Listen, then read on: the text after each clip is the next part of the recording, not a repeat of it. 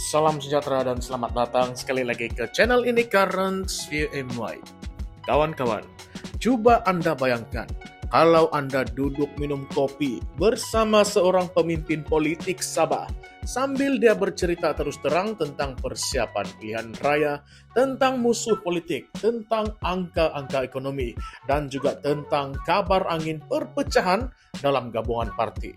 Inilah yang berlaku apabila wartawan Borneo Herald berjumpa dengan Datuk Nizam Abu Bakar Titingan Adun Abbas yang juga orang kanan dalam gagasan Rakyat Sabah dan juga GRS. Dalam pertemuan itu, Nizam dengan penuh keyakinan menyatakan bahwa GRS sudah bersedia 100% menghadapi PRN17 yang dijangka bakal panas dan tidak gentar berdepan dengan Barisan Nasional maupun Warisan.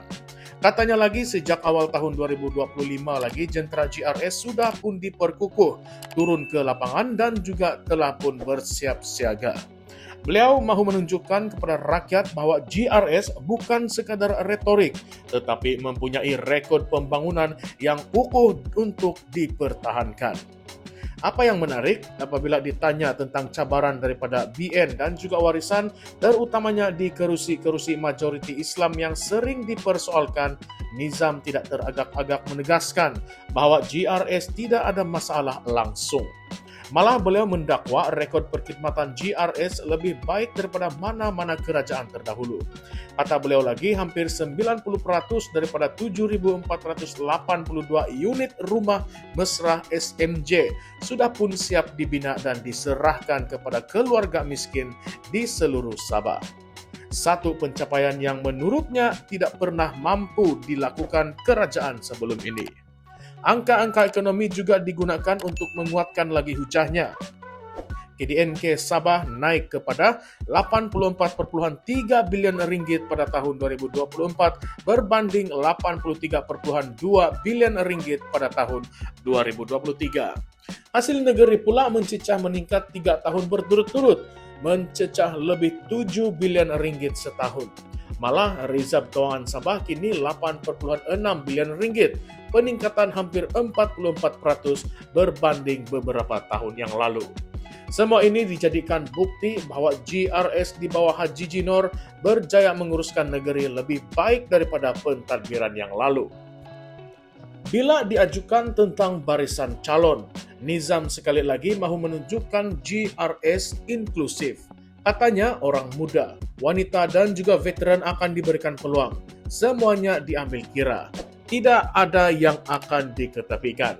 Tetapi jawaban yang paling menggigit ialah apabila wartawan bertanya tentang keyakinan Warisan yang mendakwa mampu menang di 41 kerusi DUN. Dengan nada yang sinis, Nizam menyifatkan itu hanyalah propaganda Syafiq Apdal. Katanya semua orang tahu rekod Syafiq Apdal semasa bersama UMNO dan rakyat tidak akan lupa. GRS tegasnya adalah kerajaan yang stabil dan juga inklusif berbanding dengan Warisan yang cuma pandai bermain retorik. Isu lain yang menarik perhatian adalah kabar angin bahwa parti komponen seperti STAR dan juga PBS mungkin akan keluar daripada GRS apabila DUN dibubarkan. Nizam tidak sedikit pun goyah, malah menolak bulat-bulat. Katanya STAR dan PBS komite dalam perjuangan bersama dan akan kekal bersama GRS untuk memastikan kemenangan selesa pada PRN nanti. Malah beliau menekankan bahwa pemilihan calon dalam GRS bukan sekadar ikut suka, tetapi mestilah mesra rakyat, diterima di kawasan masing-masing dan juga mampu bekerja sama dengan parti gabungan. Tetapi, kalau kita tengok pada sisi yang lain, ada suara lain yang kedengaran. Contohnya daripada Naib Presiden Gagasan Rakyat, Datuk Mas Siung Panah.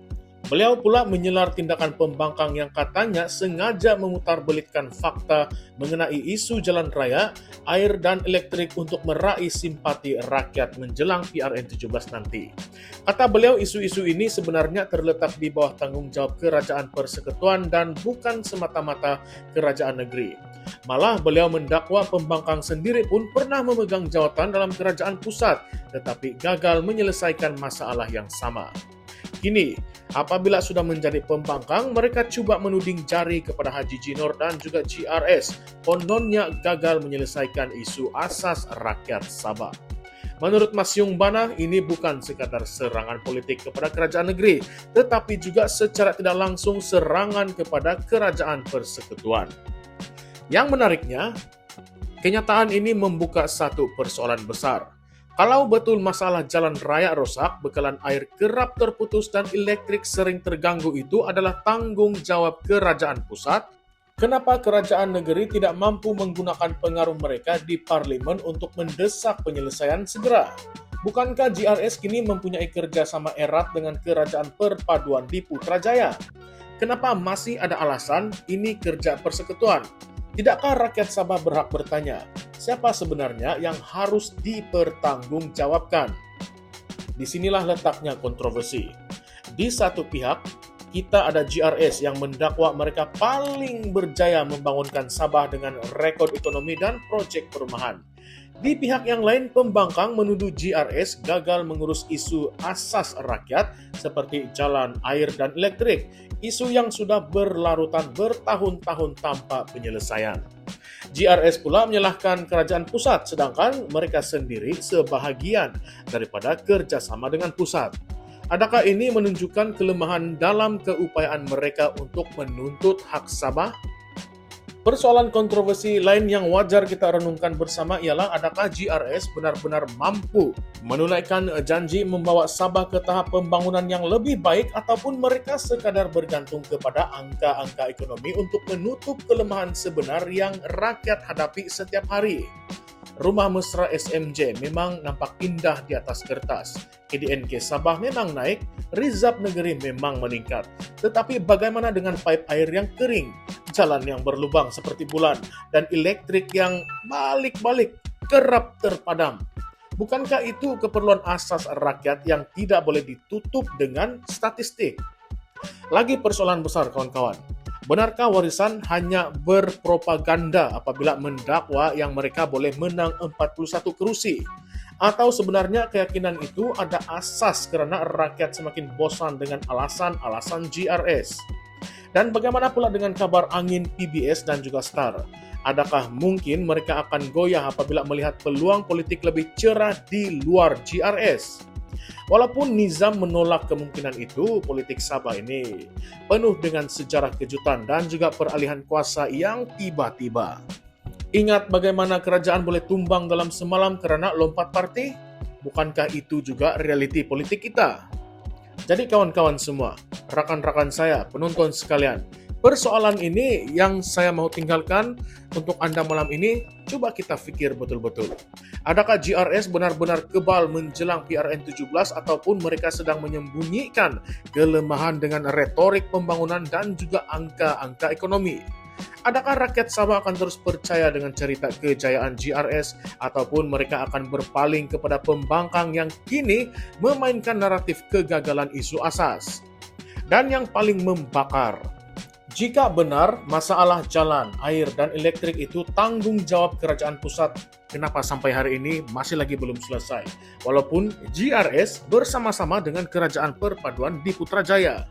Adakah ini bukti yang nyata bahwa kerjasama politik hanya indah pada slogan, tetapi rapuh apabila diuji dengan realiti hidup rakyat? Inilah kontroversi yang akan kita terus ikuti. Jangan lupa, PRN Sabah bukan sekadar tentang siapa yang jadi ketua menteri, tetapi tentang masa depan Sabah. Adakah ia akan terus berada dalam kitaran janji dan juga alasan, ataupun berakhirlah karena akhirnya rakyat akan membuat pilihan yang betul untuk mengubah keadaan? Jadi, sahabat-sahabat saya, apakah pandangan Anda pula? Adakah GRS benar-benar pilihan yang terbaik ataupun warisan? Dan pembangkang mempunyai peluang besar kali ini. Coba Anda tinggalkan komen Anda di ruangan komen di bawah karena perbincangan kita pada video kali ini confirm dan pasti akan terus menjadi panas. Jika Anda rasa pendedahan ini membuka mata Anda, jangan lupa untuk tekan butang like, share, dan subscribe channel ini untuk terus bersama kami di Current Sphere MY. Ingat, Politik Sabah tidak pernah sunyi daripada kejutan, dan kami akan pastikan Anda menjadi orang pertama yang tahu setiap kontroversi yang berlaku. Kita jumpa lagi dalam pendedahan seterusnya yang pasti akan menjadi lebih panas. Salam sejahtera semua, salam perjuangan dan salam reformasi. Kita jumpa lagi di konten yang seterusnya. Sekian sahaja semua, terima kasih.